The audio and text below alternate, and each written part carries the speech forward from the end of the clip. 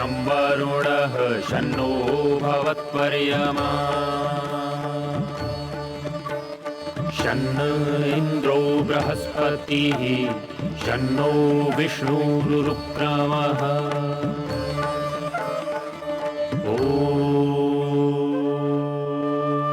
शान्ति शान्ति शान्तिः।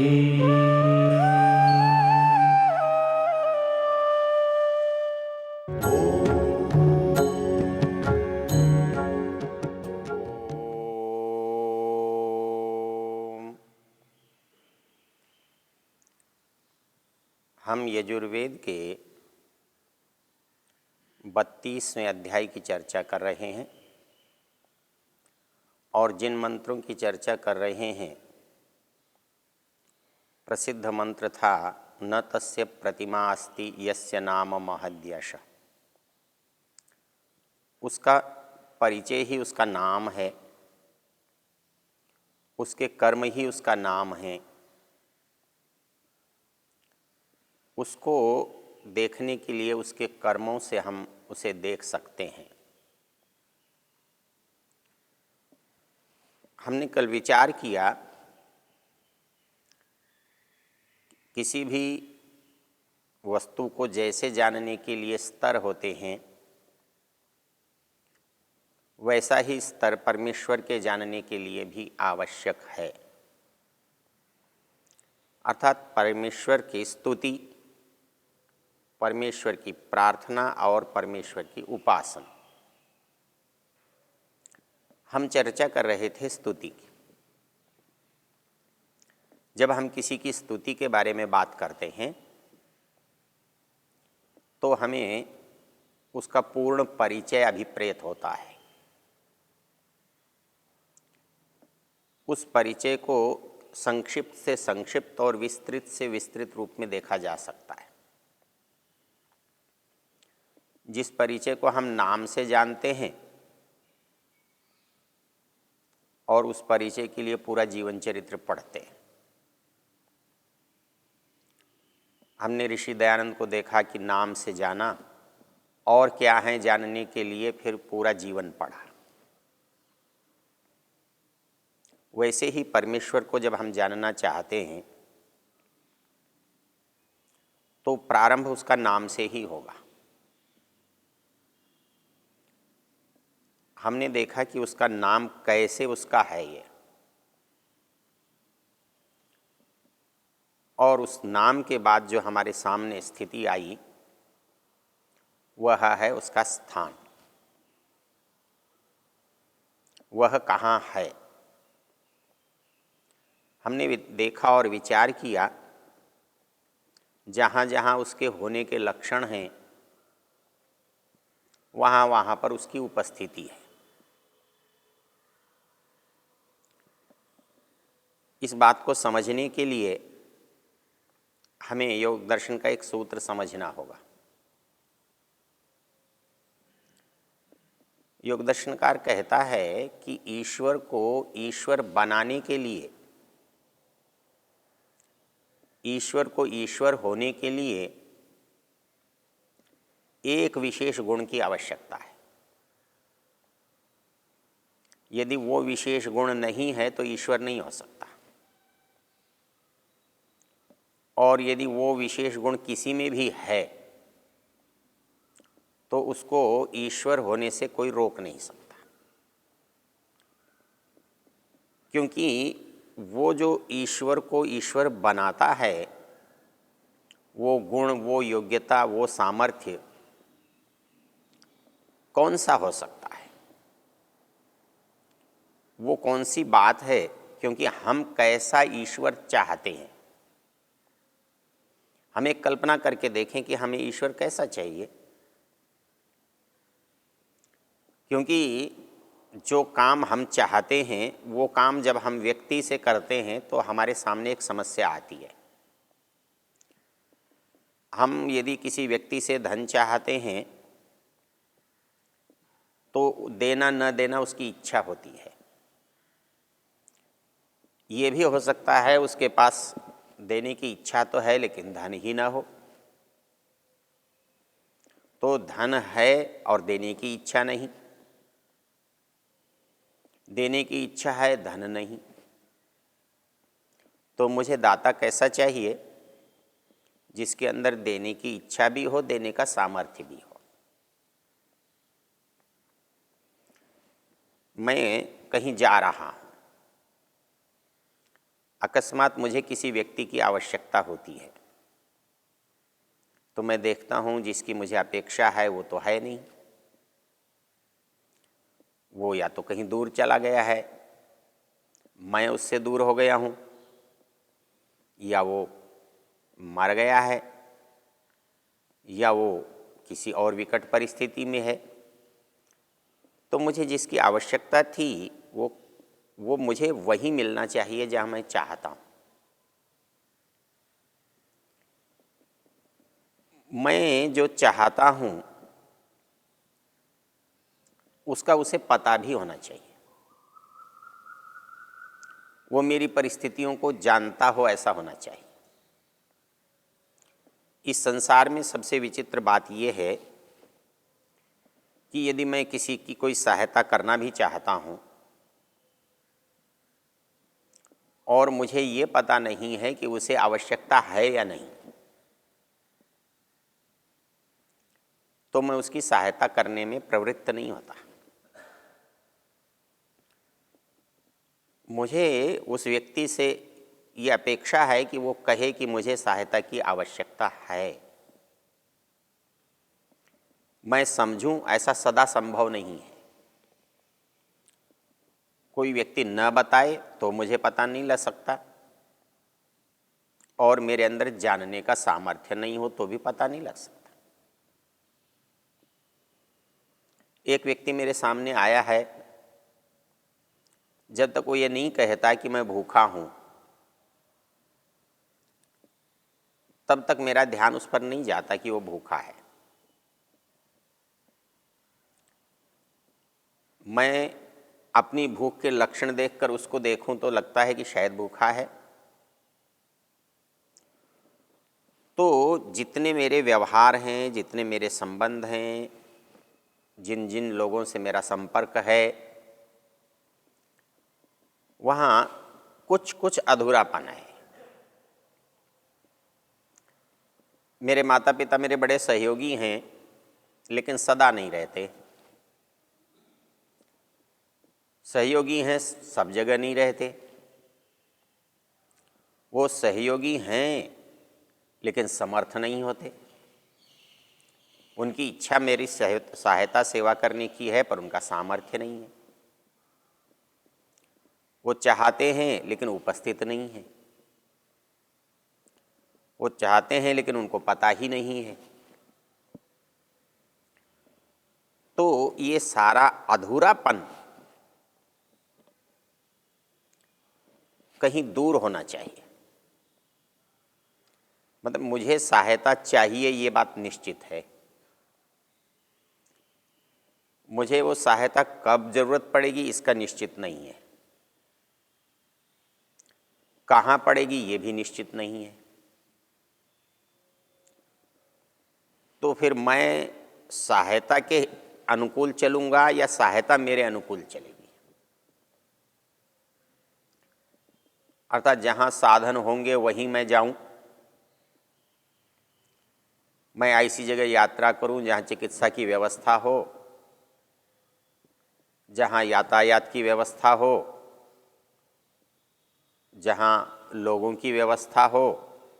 ऐसा संभव नहीं है। ऐसा हो भी सकता है, ऐसा नहीं भी हो सकता। मेरे यात्रा करने के साथ मेरे सारे साधन मेरे साथ उपस्थित हों, ये आवश्यक नहीं है और ये संभव भी नहीं है। तो साधन सब जगह होने चाहिए, चाहे मैं कहीं चला जाऊं।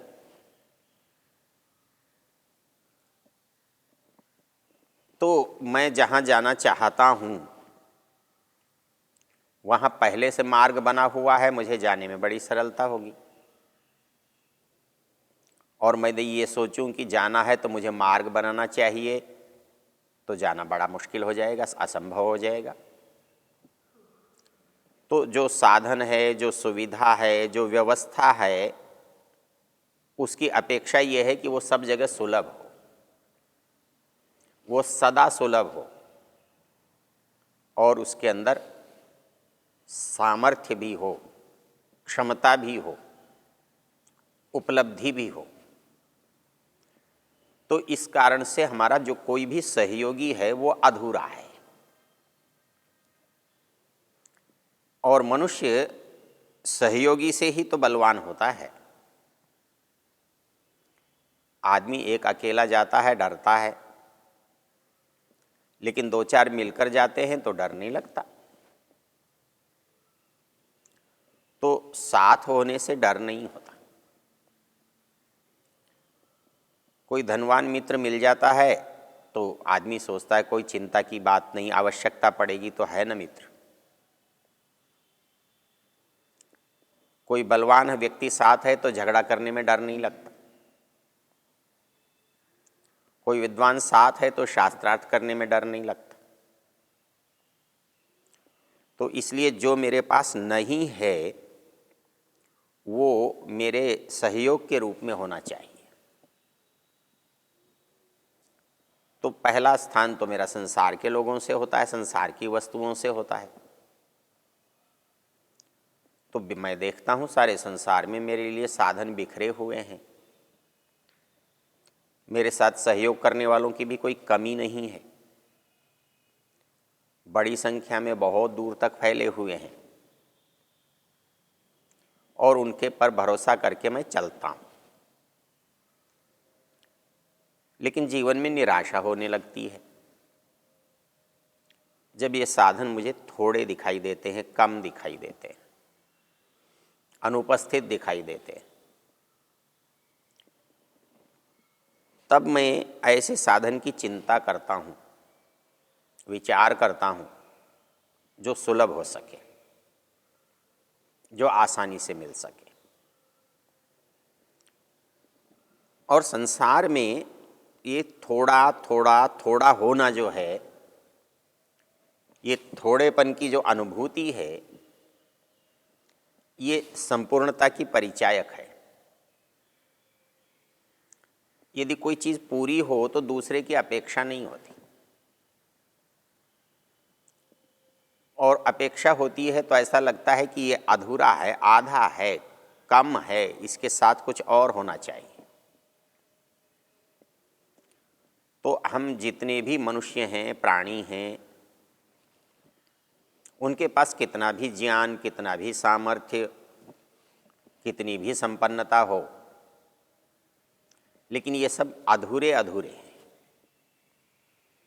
सब में जाकर न्यूनता दिखाई देती है, अभाव दिखाई देता है। कोई कितना भी देने वाला हो,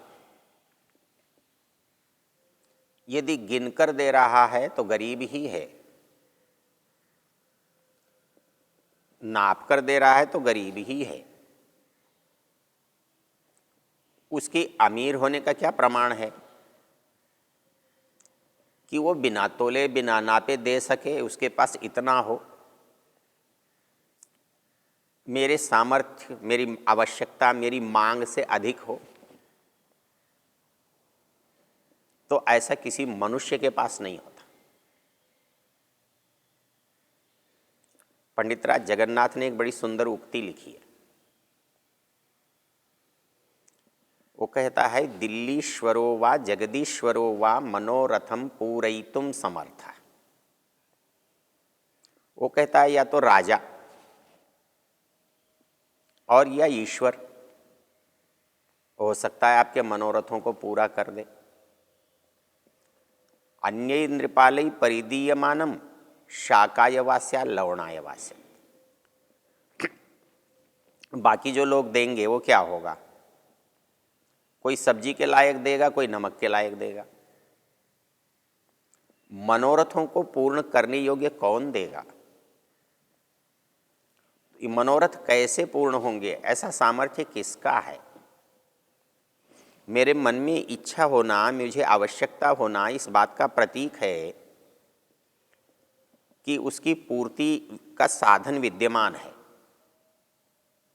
यदि संसार में साधन नहीं होते तो मेरे अंदर इच्छा नहीं होती, मेरे अंदर अधूरापन नहीं होता, मुझे कमी नहीं लगती, मैं अपने को अभावग्रस्त नहीं मानता।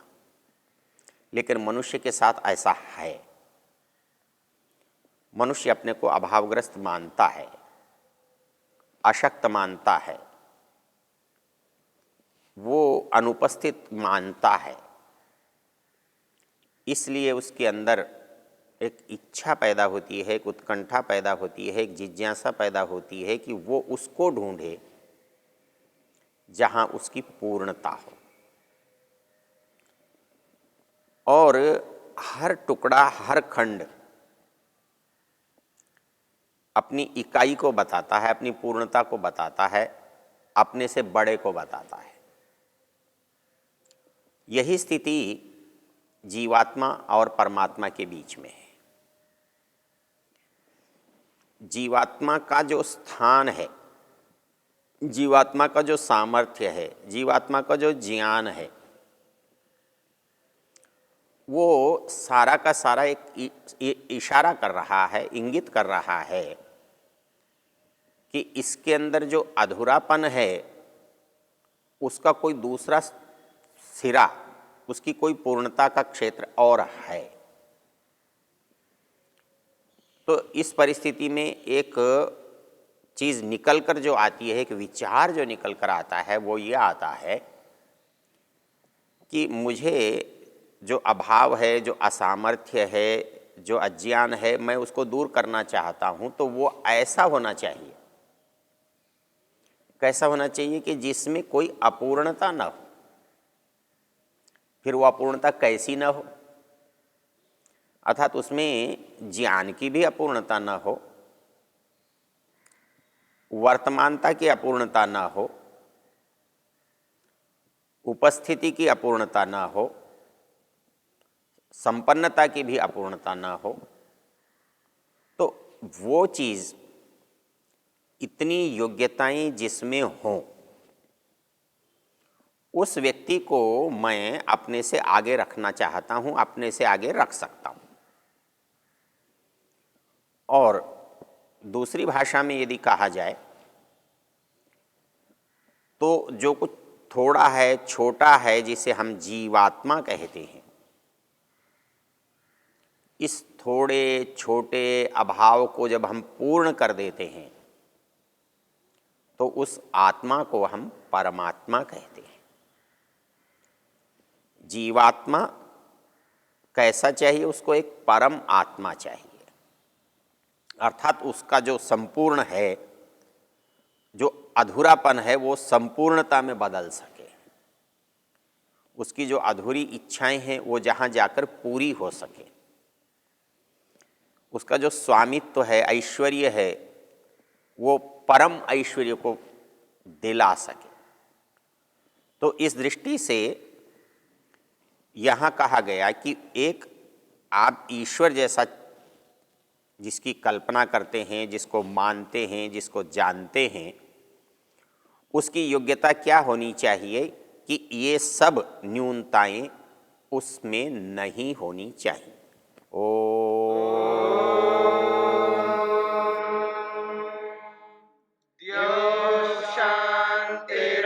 शान्तिरन्तरिक्षं शान्तिर्पृथिवी शान्तिरापः शान्तिरोषधयः शान्तिः वनस्पतयः शान्तिर्विश्वे देवा शान्तिर्ब्रह्म शान्ति सर्वं शान्ति शान्तिरेव शान्ति क्षमा शान्तिरेधि। ॐ शान्ति शान्ति शान्ति।